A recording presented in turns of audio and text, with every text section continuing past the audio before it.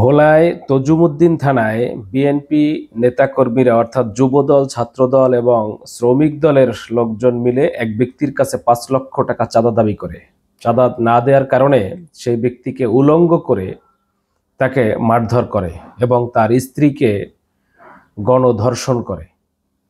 এই বিএনপির নেতাকর্মীরা যে ঘটনা বাংলাদেশকে নতুন করে স্মরণ করিয়ে দিচ্ছে যে বিগত ফ্যাসিস্ট আওয়ামী সরকারের সময় এমন ঘটনাও ঘটেনি, যেটা এখন বর্তমানে বাংলাদেশে বিএনপি বা তাদের নেতাকর্মীরা যা ঘটাচ্ছে। ভোলার তজুমুদ্দিন থানায় এমন একটা ঘটনাই ঘটেছে, যেখানে এক ব্যক্তি ঢাকায় বসবাস করে, তার ২ স্ত্রী। দ্বিতীয় স্ত্রী তার ঘর সংসার করবে না বলে দাবি করছে এবং তিনি কিছু নেতাকর্মীদের অর্থাৎ বিএনপি নেতাকর্মীদের কাছে তার অভিযোগ জানিয়েছে। বিএনপির নেতাকর্মীরা সেই ব্যক্তিকে ডেকে তার কাছে ৫ লক্ষ টাকা দাবি করে। আর এই ৫ লক্ষ টাকা না দেওয়ার কারণে সেই যুবদল, ছাত্রদল এবং শ্রমিক দলের কিছু গুন্ডাপান্ডা এরা মিলে সেই ব্যক্তিকে মারধর করে এবং উলঙ্গ করে মারধর করে এবং তাকে রাতভর মারধর করা হয়। এবং ফোনে প্রথম স্ত্রীর কাছে এই অভিযোগ জানানো হয়, অর্থাৎ চাঁদা দাবি করা হয়। প্রথম স্ত্রী শুনে তিনি বলেন যে এত রাতে আসা যাবে না, আগামীকালকে সকালে আমি ভোরে আসতেছি।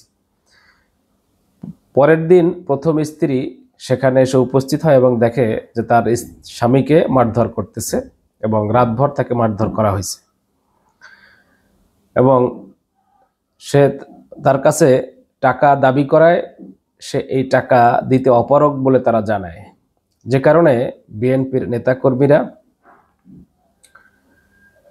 তারা প্রথম স্ত্রীকে টাকার জন্য জোর দাবি জানায় এবং তিনি বলছেন যে হয়তো তার শ্বশুরের কাছে ফোনে তিনি কথা বলেছেন, শ্বশুর বলছে এত টাকা দেওয়া সম্ভব না, তবে ১ লক্ষ টাকা সর্বোচ্চ হয়তো দিতে পারে। এই কথা বলার পর সেই বিএনপির নেতাকর্মীরা সেই ব্যক্তিকে কিছু লোকে বাজারে নিয়ে যায় চা খাওয়ার জন্য। এদিকে তার প্রথম স্ত্রীকে সেই ঘরে আটকে রেখে কয়েকজন মিলে পালাক্রমে ধর্ষণ করে এবং তার মুখ চেপে ধরে একের পর এক এই ধর্ষণ কাণ্ড ঘটায়। এই ব্যাপারে ভোলা তজুমুদ্দিন থানায় একটা মামলা হয়েছে, কিন্তু ঘটনা হচ্ছে যে এই ঘটনা বিএনপির নেতাকর্মীদের কাছ থেকে এই ২৪ পরবর্তী জুলাই পরবর্তী এই ধরনের অবস্থা বাংলাদেশে হবে বা এই ধরনের বিএনপির নেতাকর্মী এই ধরনের আচরণ করবে, এটা বাংলাদেশের মানুষ এটা ভাবতে পারে?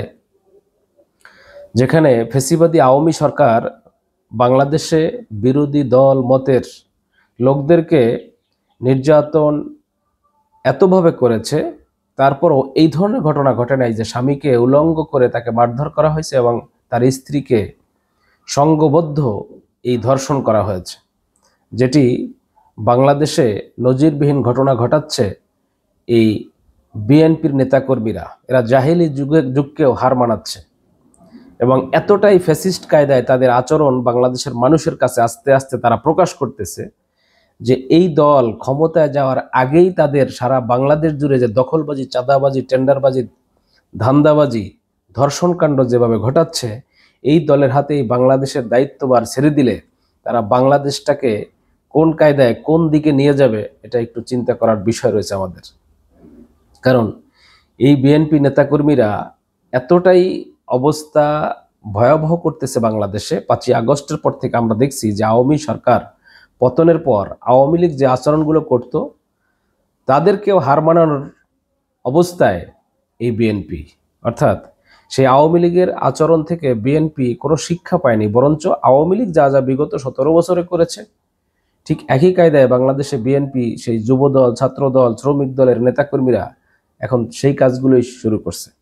যদিও বিএনপি তাদের এই নেতাকর্মীদের ভিতরে সবথেকে মূল হোতা যে আলাউদ্দিন এবং ফরিদ, তাদেরকে এখনো হয়তো বা গ্রেপ্তার করা যায় নাই, তবে একজনকে, ঘটনার সাথে সংশ্লিষ্ট একজনকে পুলিশ গ্রেপ্তার করেছে এবং তাদের এই নেতাকর্মীদের থেকে শ্রমিক দলের একজনকে বিএনপির পক্ষ থেকে তাকে বহিষ্কার করা হয়েছে। কিন্তু বহিষ্কার করলেই কি সব সমস্যার সমাধান হয়ে যায়? বাংলাদেশে বিএনপি এই পর্যন্ত তারা তো কয়েক হাজারই তারা নেতাকর্মীকে তাদের পদ থেকে বহিষ্কার করা হয়েছে, আবার অনেককে তারা সেই দলে কিন্তু ডেকেও নিয়েছে। কিন্তু বাংলাদেশে বিএনপি তাদের নেতাকর্মীদের কি লাগাম টেনে ধরতে পেরেছে?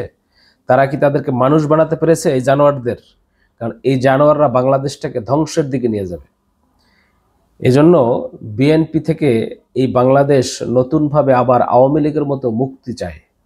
কারণ বিএনপির হাতে বাংলাদেশটা যদি তুলে দেওয়া হয়, তাহলে আওয়ামী লীগের থেকেও এই বাংলাদেশটাকে আরো ভয়াবহ পরিস্থিতির দিকে এরা নিয়ে যাবে।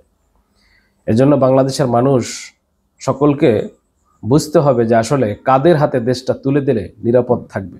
প্রিয় দর্শক শ্রোতা, আপনাদের যদি কোনো মতামত থাকে অবশ্যই ভিডিওর নিচে কমেন্টসে জানিয়ে দেবেন। আশা করি ভালো থাকবেন ইনশাআল্লাহ। সকলে খোদা হাফেজ।